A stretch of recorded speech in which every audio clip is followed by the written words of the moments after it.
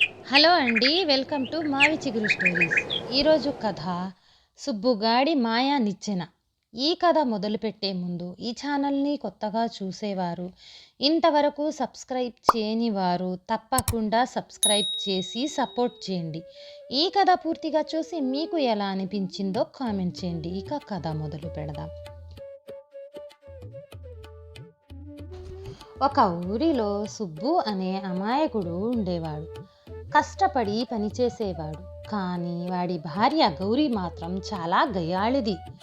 తనకు దురాశ ఎక్కువ. ఆకాశంలో మేడలు కడుతూ ఉండేది. ఇది ఇలా ఉండగా ఒకరోజు గౌరీ సుబ్బుని సంతలోకి వెళ్ళి ఒక కోడి పిల్లను కొనుక్కొని రమ్మంది. సరే అని సుబ్బు సంతలోకి వెళ్ళి ఒక మంచి కోడిని కొని ఇంటికి బయలుదేరాడు. కానీ దారిలో ఒక వ్యక్తి దిగులుగా ఎదురయ్యాడు. తనని చూస్తూ ఉంటే చాలా పేదవాడులాగా అనిపించాడు. వెంటనే సుబ్బు తనని చూసి జాలిపడి ఏమైంది అని అడిగాడు. దానికి ఆ వ్యక్తి ఇలా చెప్పాడు. నేను చాలా పేదవాడిని. నాకొక భార్య కూతురు ఉన్నారు. మా కుటుంబం సరిగ్గా భోజనం చేసి 2 రోజులయ్యింది. ఉదయం నుంచి తిరుగుతున్నా సరే ఒక్క పని కూడా దొరకలేదు. ఇప్పుడు ఇంటికి వెళ్ళి మొహం ఎలా చూపించాలో తెలియటం లేదు అని బాధపడుతూ చెప్పాడు. అతని కష్టం విన్న సుబ్బు కరిగిపోయి తన దగ్గర ఉన్న కోడిని ఇవ్వబోయాడు. కానీ ఆ వ్యక్తి దాన్ని తీసుకోలేదు. నేను పేదవాడినే, కానీ బిచ్చగాడిని మాత్రం కాదు. ఊరికే తీసుకుంటే అది భిక్షం అవుతుంది అన్నాడు. అప్పుడు సుబ్బు కాసేపు ఆలోచించి, సరే అయితే ఈ కోడికి బదులుగా మీ ఇంట్లో నీకు అవసరం లేని ఏదైనా వస్తువు ఉంటే అది నాకు ఇవ్వు అన్నాడు. దానికి ఆ పేదవాడు సంతోషించి సుబ్బుని తన ఇంటికి తీసుకుని వెళ్ళాడు. ఇల్లంతా వెతికినా ఏమి ఇవ్వాలో తెలియనే లేదు. చివరికి అటక మీద వాళ్ళ తాతగారు ఎప్పటి నుంచో దాచిపెట్టిన నిచ్చెన ఒకటి కనిపించింది. అది తను ఇప్పటిదాకా ఉపయోగించిందే లేదు. అది ఇద్దామని అనుకున్నాడు. సరే అని సుబ్బు ఆ నిచ్చెన తీసుకొని కోడి వాళ్ళకిచ్చి ఇంటి బాట పట్టాడు. ఖాళీ చేతులతో తిరిగొచ్చిన సుబ్బుని చూసి ఏమైంది అని అడిగింది గౌరీ. జరిగింది మొత్తం చెప్పాడు. అది వినగానే గౌరీకి పట్టరాని కోపం వచ్చింది. కోడిని తీసుకుని రమ్మంటే అది ఇచ్చేసి ఎందుకు పనికిరాని నిచ్చెన తీసుకుని వచ్చావా? ఈరోజు రాత్రి నువ్వు బయటే పడుకో, వెళ్ళు, బయటికి వెళ్ళు అని అరిచి తలుపు వేసింది. ఆ మాటతో సుబ్బుకి ఏం చేయాలో తెలియక నిచ్చెన పక్కన పెట్టుకుని ఇంటి బయటే పెరట్లో బాధపడుతూ పడుకున్నాడు. మంచి నిద్రలో ఉండగా అర్ధరాత్రి సమయంలో తన కళ్ళ మీద విపరీతమైన వెలుగు ఒకటి పడటంతో మెలకువ వచ్చింది. లేచి చూస్తే ఆ వెలుగు నిచ్చెన నుంచి వస్తుంది. అది కూడా దాని పొడవు బాగా పెరిగిపోయి నిటారుగా నిలబడింది. చూస్తూ ఉంటే ఆకాశానికి నిచ్చెన వేసినట్టు ఉంది. అది చూడగానే ముందు ఆశ్చర్యపోయాడు. ఆ నిచ్చెనలో ఏదో మాయ ఉంది. అదేదో తెలుసుకుందామని నిర్ణయించుకున్నాడు. మెల్లగా ఒక్కొక్క మెట్టు ఎక్కటం మొదలుపెట్టాడు. అలా కాసేపు ఎక్కగా సుబ్బు ముందు ఒక చిన్న రంధ్రం కనిపించింది. అందులో నుంచి బయటకు వచ్చాక తెలిసింది అదొక చెట్టు తొర్ర అని. ఒక్కసారిగా తను వచ్చిన చోటు చూసి ఆశ్చర్యంతో నోరు తెరిచి ఉండిపోయాడు. అది ఒక మాయాలోకంలాగా ఉంది. అక్కడంతా ఎటు చూసినా చాలా వింతగా ఉంది. తన పక్క నుంచే మేఘాలు వెళ్ళిపోతున్నట్లు అనిపించాయి. చుట్టూ పచ్చగా ఏదో అడవిలో ఉన్నట్టు ఉంది. ఇంతలో ఎవరో పెద్దగా అరుస్తున్నట్టు తన వైపు వస్తున్నట్లు అనిపించింది. వెంటనే సుబ్బు పరిగెత్తుకుంటూ వెళ్ళి ఒక చెట్టు చాటున నిలబడి ఏం జరుగుతుందా అని చూస్తున్నాడు. అలా వెళ్ళే సమయంలో తన జేబులో నుంచి చిల్లర కొంచెం ఆ దారిలో పడిపోయింది. కాసేపటికి సుబ్బు కొంతమంది రాక్షసులు ఆ దారిలో రావటం చూశాడు. వాళ్ళు చాలా భయంకరంగా ఉన్నారు. ప్రతి ఒక్కరి తల మీద 2 కొమ్ములు ఉన్నాయి. వాళ్ళని చూస్తుంటే భయంతో ప్రాణాలు పోయేలా ఉంది. కానీ విచిత్రంగా వాళ్ళతో పాటు ఒక బంగారు నెమలి కూడా కనిపించింది.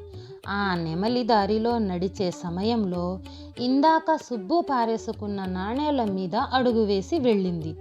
వాళ్ళు వెళ్ళేదాకా చెట్టు చాటునే ఉండి వెళ్ళిన తరువాత ఆ నాణేలు తీసుకుందామని వెళ్ళాడు. కానీ విచిత్రంగా అవి బంగారు నాణేలుగా మారిపోయాయి. అది చూడగానే సుబ్బుకి పట్టరాని ఆనందం వేసింది. అదే సంతోషంతో ఆ చెట్టు తొర్ర ద్వారా నిచ్చెనకు చేరి భూమి మీదకు వచ్చాడు. వెంటనే వెళ్ళి తన భార్యను నిద్రలేపి ఆ నాణేలు చూపించాడు. అది చూడగానే గౌరీ కూడా సంబరపడిపోయింది. ఎలా వచ్చాయి అని అడిగితే సుబ్బు జరిగింది మొత్తం చెప్పాడు. దానికి గౌరీ సరే రేపు మనమిద్దరం అక్కడికి వెళ్దామని అన్నది. తర్వాత రోజు అనుకున్నట్టుగానే ఇద్దరు తన జేబుల నిండా నాణేలు తీసుకుని అర్ధరాత్రి అవ్వగానే వింత నిచ్చెన ఎక్కి ఆ చెట్టు తొర్ర ద్వారా మాయాలోకం చేరుకున్నారు. తరువాత ఆ నెమలి నడిచే దారి మొత్తం ఆ నాణేలు చల్లారు. అది అయిపోయాక ఇద్దరూ ఒక చెట్టు చాటున నిలబడ్డారు.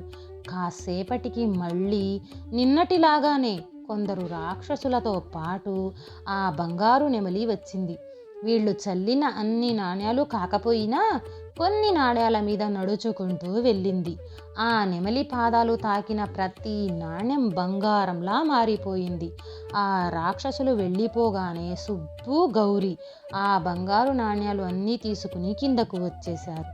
అది మొదలు రోజు వీళ్ళు అర్ధరాత్రి ఆ మాయాలోకానికి వెళ్ళటం, దారి మొత్తం నాణ్యాలు చల్లటం, వాళ్ళు వెళ్ళిపోయాక బంగారు నాణ్యాలు ఏరుకొని రావటం, ఇదే తంతు రోజు.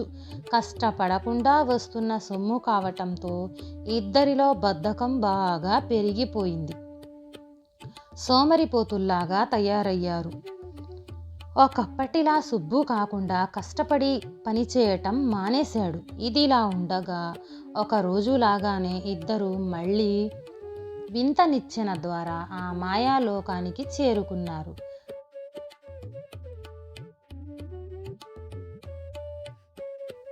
కానీ ఆ రోజు గౌరీకి ఆ రాక్షసులు రోజు ఎక్కడికి వెళ్తున్నారో ఏమో తెలుసుకోవాలి అని అనిపించింది.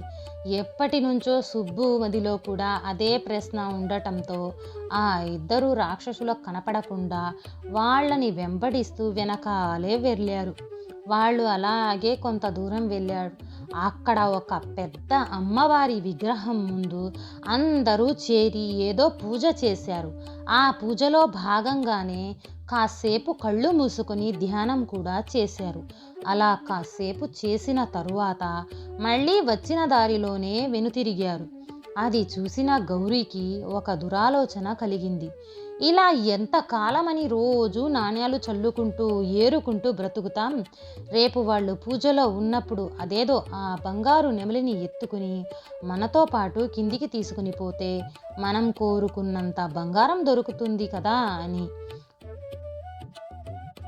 అదే ఆలోచన సుబ్బుకి కూడా చెప్పింది. సుబ్బు కూడా ఆ బంగారానికి ఆశపడి సరే అన్నాడు.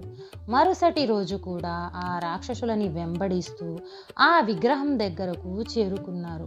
వాళ్ళు ధ్యానం చేస్తూ కళ్ళు మూయగానే ఇద్దరు కలిసి మెల్లగా అడుగులో అడుగు వేసుకుంటూ నెమలిని పట్టుకున్నారు. వీళ్ళు ఆ నెమలిని ముట్టుకోగానే అది పెద్దగా అరుస్తూ మనుషులు మనుషులు మనుషులు అంటూ అరిచింది. అది అరవగానే ఆ రాక్షసులు కళ్ళు తెరిచారు. కోపంగా వీళ్ల వైపు చూశారు. వాళ్ళని చూడగానే సుబ్బు గౌరీ భయపడిపోయి ఆ బంగారు నెమలిని అక్కడే వదిలేసి పరుగున మొదలుపెట్టారు. ఆ రాక్షసులు వీళ్ళని చంపటానికి ఆయుధాలతో వెంబడించారు. సుబ్బు గౌరీ ప్రాణ భయంతో వేగంగా పరిగెత్తుకుంటూ చెట్టు తొర్రలోకి దూరిపోయారు. ఆ రాక్షసులకు రోజు వీళ్ళు వీళ్ళు ఆ మాయాలోకంలోకి ఆ చెట్టు తొర్ర ద్వారా వస్తున్నారు అని తెలుసుకొని దాన్ని శాశ్వతంగా ఒక పెద్ద బండరాయితో మూసేశారు. బ్రతుకు జీవుడా అని అనుకుంటూ సుబ్బు గౌరీ ప్రాణాలతో భూమి మీద బయటపడ్డారు.